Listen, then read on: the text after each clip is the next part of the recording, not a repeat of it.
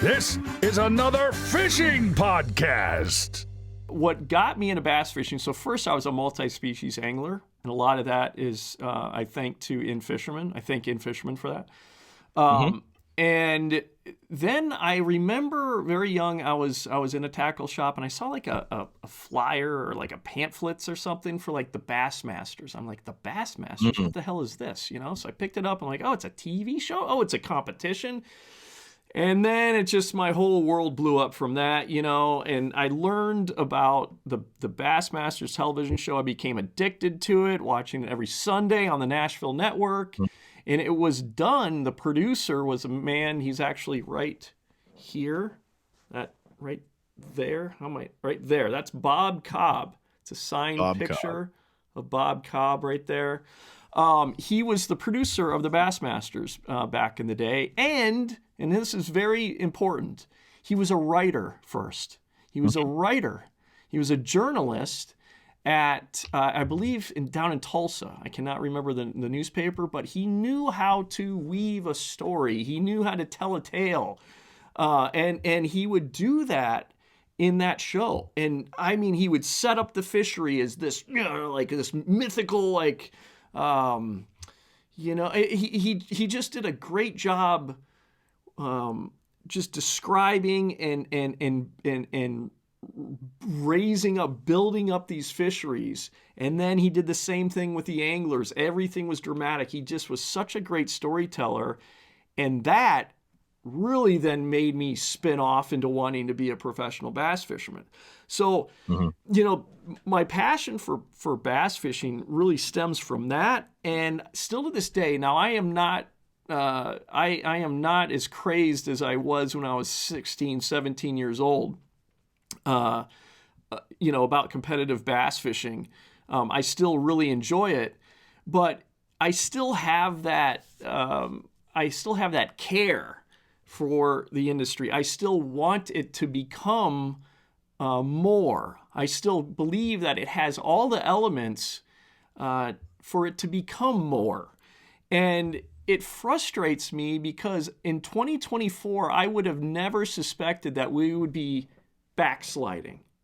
The sport is backsliding to me, in my opinion. I thought that we'd be much better off. I've said this before. I don't know that at where we are right now that we can have all of these organizations just duking it out. I'm not sure it can sustain it, and at least to a point where we can, you know, these organizations have enough to really make it. They're just beating each other up too much, I feel like, for one of them to kind of just take the lead and do something and really do.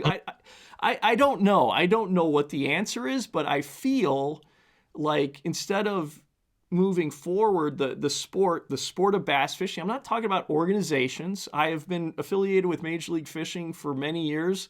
They've been fantastic to me.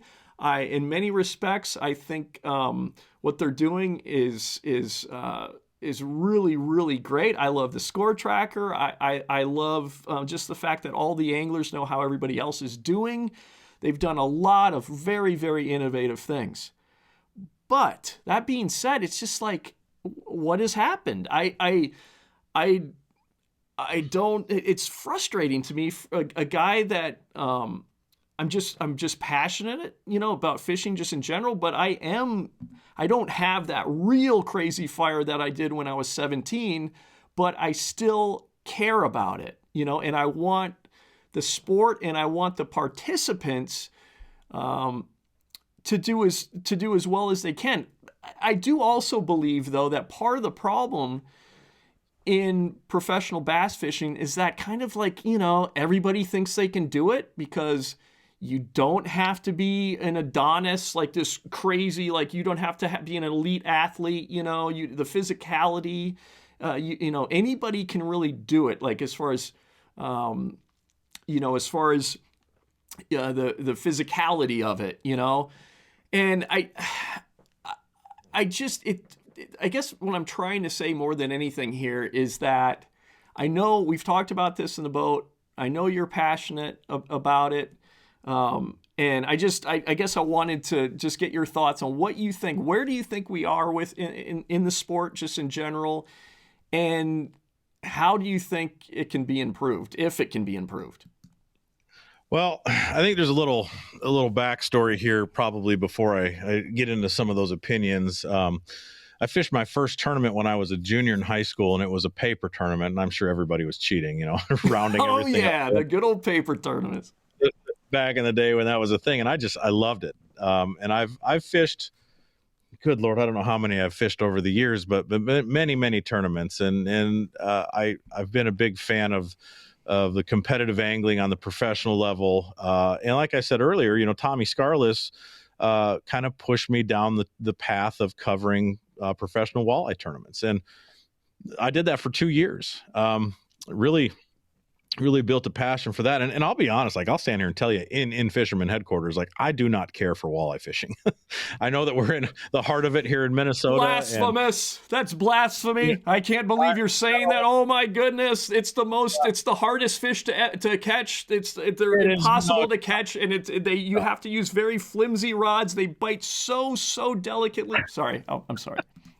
No. I mean, in the right circumstances, I don't mind them. But the walleye competitive world competitive walleye world is a very competitive area. So there's, I kind of got into that.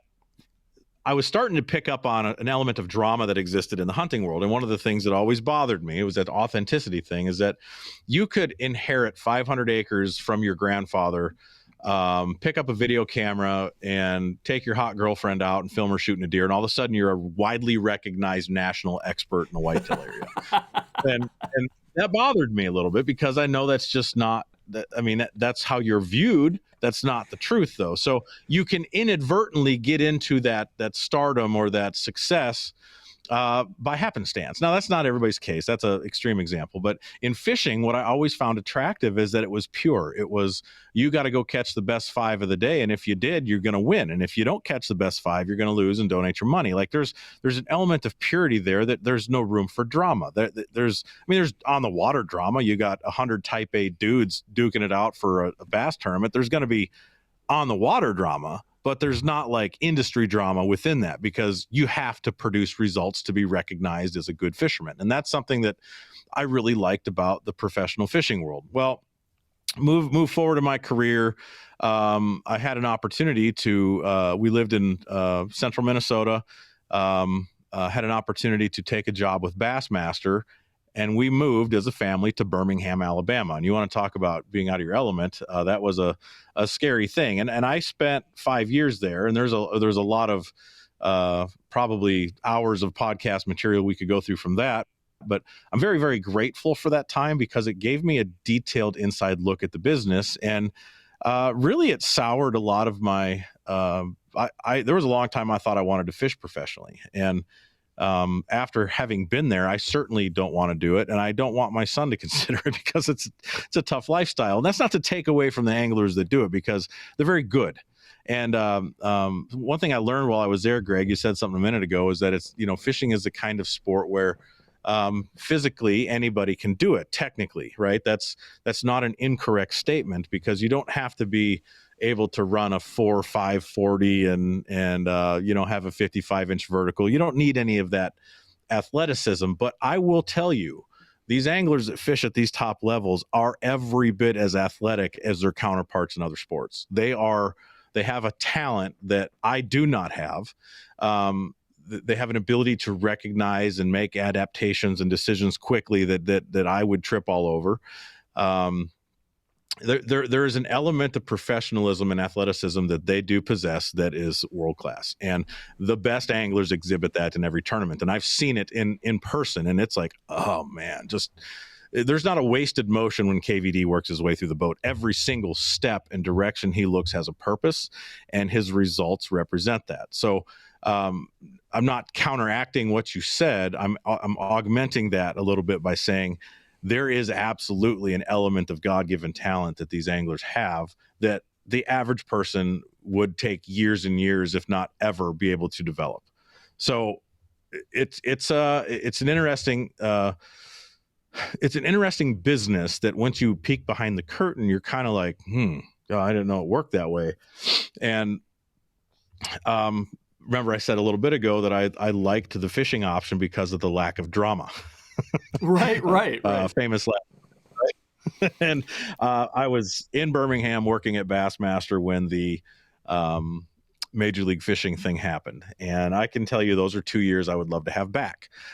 Probably teetering on alcoholism because of it, and have PTSD from hours and hours and hours of phone calls and meetings. And it was a tough situation, but that was the drama you didn't anticipate in that sport. And I wouldn't say it burned me out, but it did to an extent make me take a step back and maybe assume a more wholesome perspective of what the sport is. And it is a professional level sport, and people make a living pursuing that. And the trail to the classic is littered with broken hearts and foreclosures and broken marriages and all kinds of stuff. People have to put it all on the line to chase that dream. And we're sitting here encouraging you to consider pursuing a dream, but understand not everybody gets there. And I think professional bass fishing is an example of something that for a long time was pure, was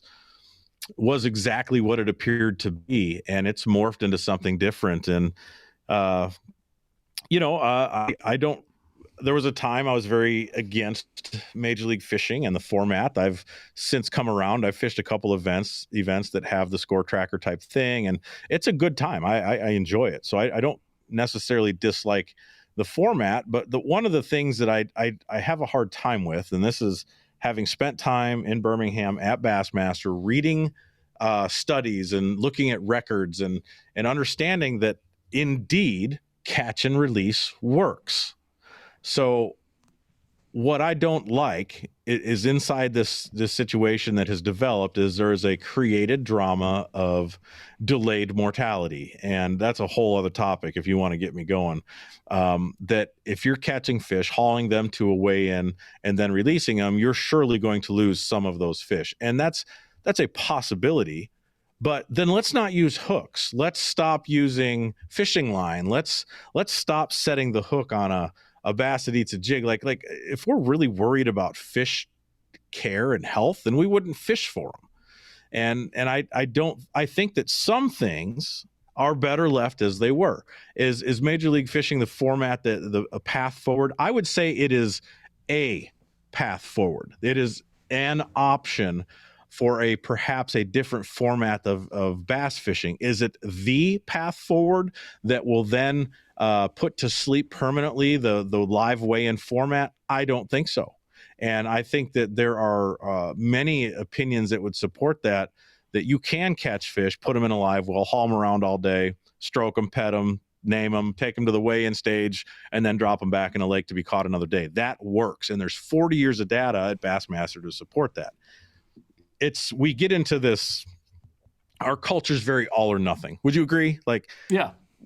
We got to have it this way, or it's never going to work. Delayed mortality is unacceptable. Well, you really can't prove delayed mortality. Is there a chance that a fish dies and sinks and then decays in the bottom of the lake and we never see it? Yeah, that's a possibility. But many of these fisheries are proven to be self-sustaining fisheries with heavy, heavy tournament pressure, especially in the South. So what you see, I think, is there's an increased sensitivity, and this is our culture, an increased sensitivity for critters that's not necessarily needed. If you're going to participate in a blood sport like tournament fishing, and it's proven that you can carry those fish to a weigh-in, put them on a scale, put them back in the lake, and catch those same fish again, which is absolutely fact, has been proven over and over again. It's not up for discussion.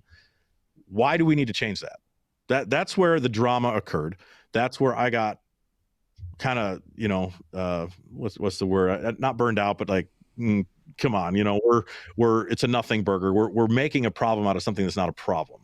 And a lot of water under the bridge since those days. And I have good friends that are still anglers at Major League Fishing. I have good friends that are still anglers at Bassmaster. I don't hold any ill feelings for anybody. It was a tough situation to go through that, maybe one day I'll get into all the details of everything that went down, but we don't have time for that here. But what I will say is it offered a different perspective, and it was a chance to step back, look at the sport, understand what it is, understand who it's run by, and that we operate. You said something a minute ago, and this is a true story. This is going to come to fruition soon.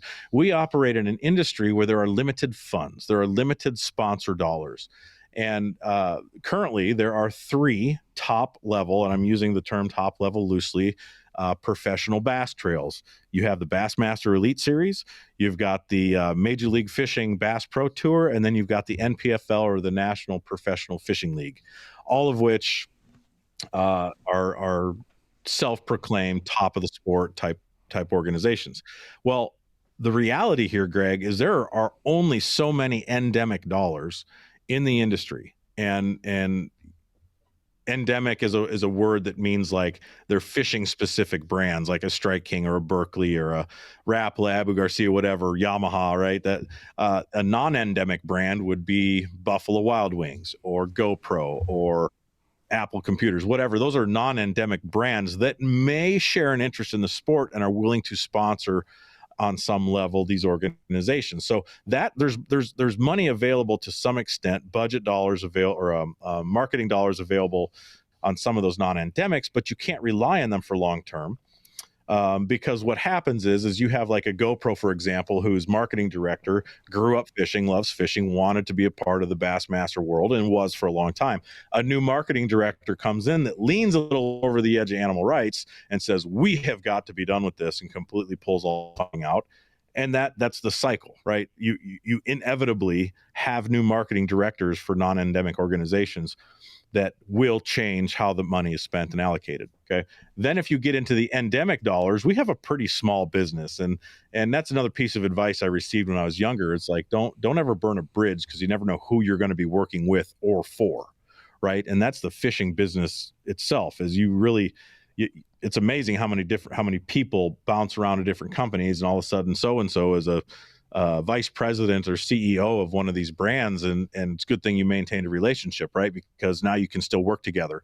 Whereas if you're burning bridges, you don't get to do that. Well, what's happened in the endemic side of professional fishing, it's been divided up 2.5 ways, not 3, but we'll just say 2.5 ways. So sponsor ABC over here wants to have their product featured in the top levels of competitive bass fishing. They now have to spread that same dollar amount that they had a while ago across 3 different levels of fishing. And the problem becomes they now will pay Bassmaster a lesser amount, but it's equal, right? So everybody's getting the same amount, or it could go the opposite direction, and company HIG is going to only spend with Major League Fishing and not with bass or whatever, and that creates the animosity. And I think that's kind of what you're getting at, is how do we make it better? How do we fix it? People need to get off their high horse. That's part of it. But there's also not room in this business for 3 top-end professional bass trails. Yeah, I agree with that. If I were to be honest, I think there's room for 1, if I'm being real honest. But competition is good. And there was, the Bassmaster Elite Series and the FLW Tour, right? There were 2, and that worked for a long time. But I don't know that they would agree with this if they were asked, but FLW was always the B team. That was not, the number 1 tournament in the world was the Bassmaster Classic, which if you've never been, I highly recommend you go. It's one of the greatest shows on earth. It's so much fun. But how do we make it better? I think it kind of goes back to checking egos.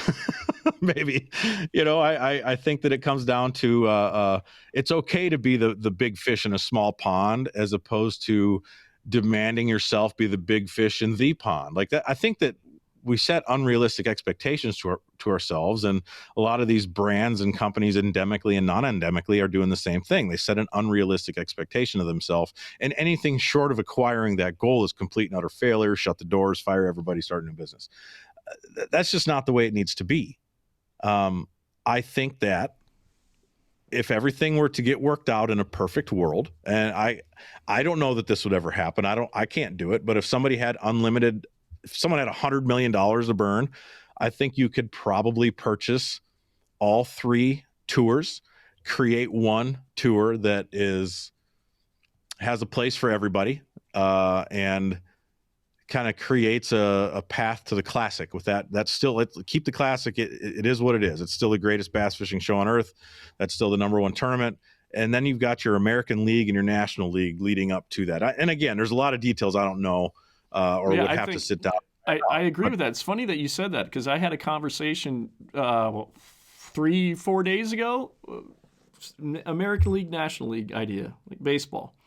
There's a path. And yeah, I agree with you 100%. I don't think there's just not enough food in the trough for everybody to be feeding from. And when you have that situation, you get animosity, which is garbage. We all love fishing. We all love, we love bass fishing. I hate all that stupid stuff. You're not, instead of focusing on just what can we do to make this what can we do to elevate the sport of professional bass fishing to more, will this ever be mainstream? I don't know, man. Maybe that's a pipe dream. I had that as a kid. Go ahead. What were you going to say? I think you're right. It's not mainstream. It's a blood sport. And I think being honest about what it is, that a lot of the guys, when the Major League fishing thing happened, they're like, well, why can't we be more like golf?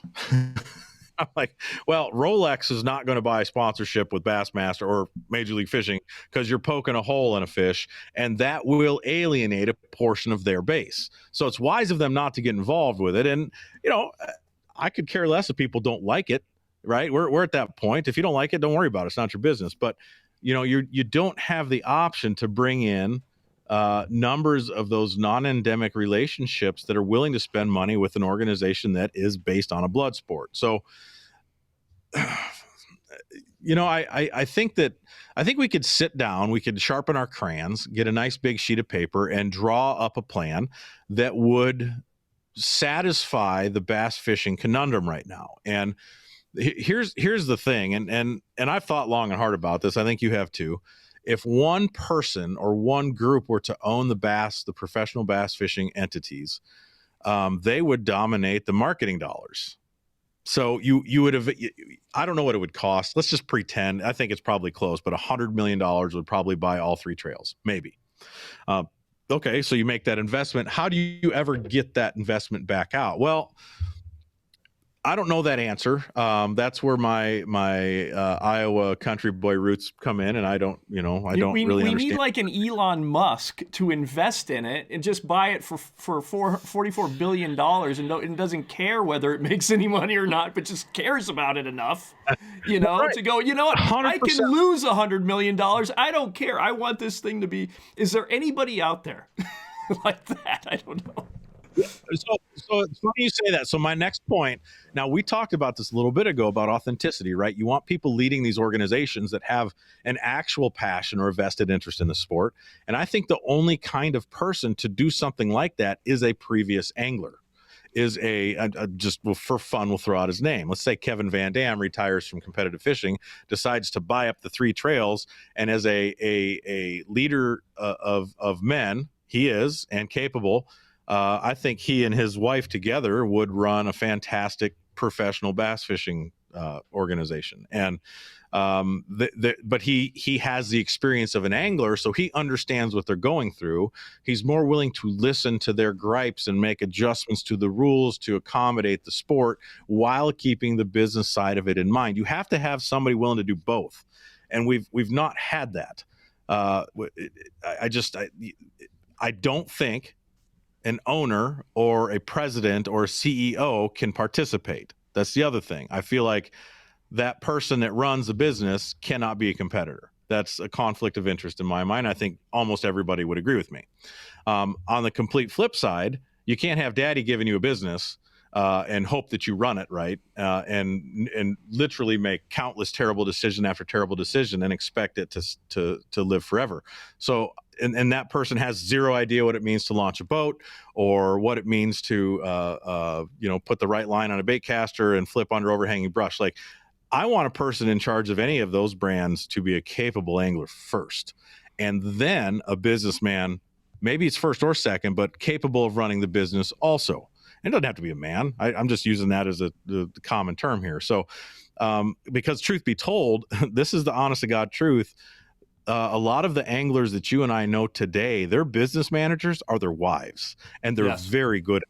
So Sherry is like, people don't understand. Like, Sherry Van Dam runs the ship, and she's also the coach.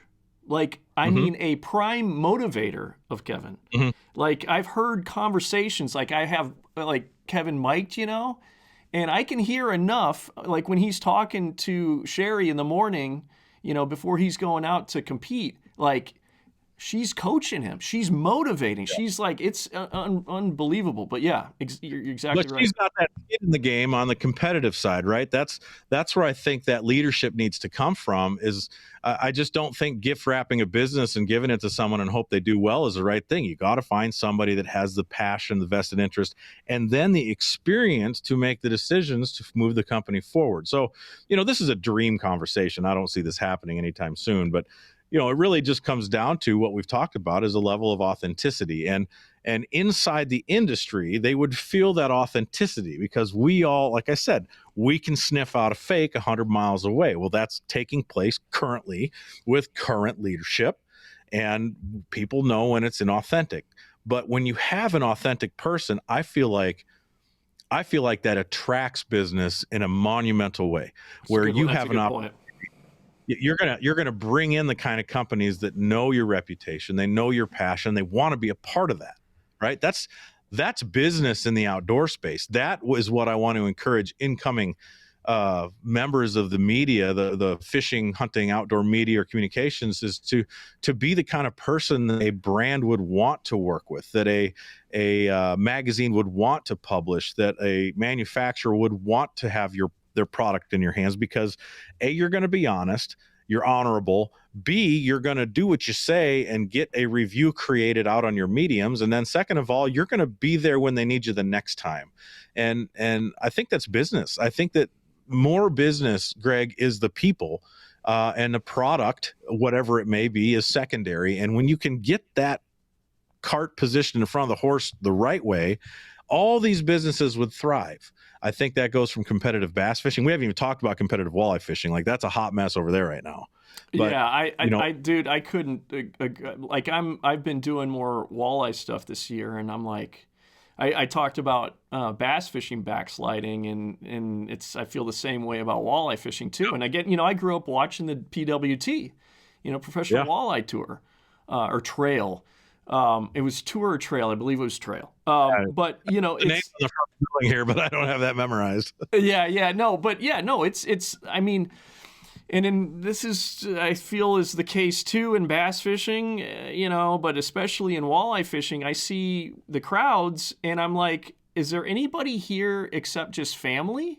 I mean, I genuinely care that fishing is in the best shape as possible. So when I make comments like that, it's not from a critical. I'm not saying it to be critical or to be mean. Or I want the best for fishing. I love it so much, and I really love competitive fishing.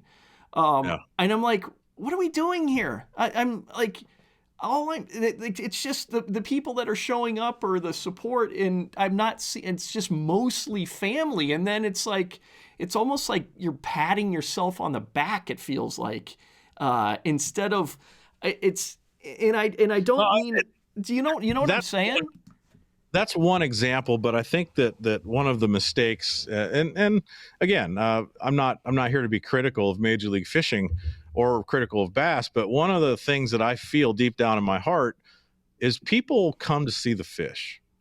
people come to these events, these weigh-ins to see the fish. I remember the numbers of times that we went to Waddington, New York on the St. Lawrence River, and some of those other communities up there that, you drive through town and the population's 191 or it's, 354 or whatever the number is, very small communities. And then for some reason, when we have a top end tournament come through there, the crowds there's so many people, you can't even count them all. Well, I got news for you. They didn't come to see the anglers. They came to see the fish. And that goes back to the point I made about live weigh-ins. It can be done. Is there a risk of damage to fish? Yeah, we've sort of covered that. It's not as likely with the fish care procedures of today, but I think that's one of the missing pieces of Major League Fishing is there's not a tangible fish to look at weigh-in anymore. And that's not broken, so why try to fix it? Now, I say all that knowing that the format was created to work around that and that it's exciting to be a part of. I'm not taking that away from it, but people like to see fish. People like to look at big brown slimy fish and big green slimy fish, and that's what makes those organizations work, and that creates potential fan engagement, and that's what motivates people to buy trolling motors and lures and rods and reels, and if they're there, then they have an opportunity to interact with a potential sponsor or a boat company or whatever, and the reason they're there is to see the fish. So it's kind of a circle of business, right? You need to bring the people in to sell to them, and what's going to attract them in? Well, the miscalculation is that it was anglers and not the fish, but the reality is it's the fish and not the anglers. Now, the anglers are a cool thing to experience and be around as a byproduct, and naturally that would happen in both cases. However, you want people to come and be a part of that end game ceremony. You got to have a green slimy fish for them to look at. Well, I think that's right. I mean, when growing up, when I went to the Bassmasters Classic in 94, 95, and it's exciting. I do like seeing fish. I get all that. So that's an important point. I get frustrated that it seems just in general in tournament fishing that the weigh-ins are it kind of seems just like an afterthought, and there isn't a lot of new thinking there, I feel like, and I think there's got to be improvements made there.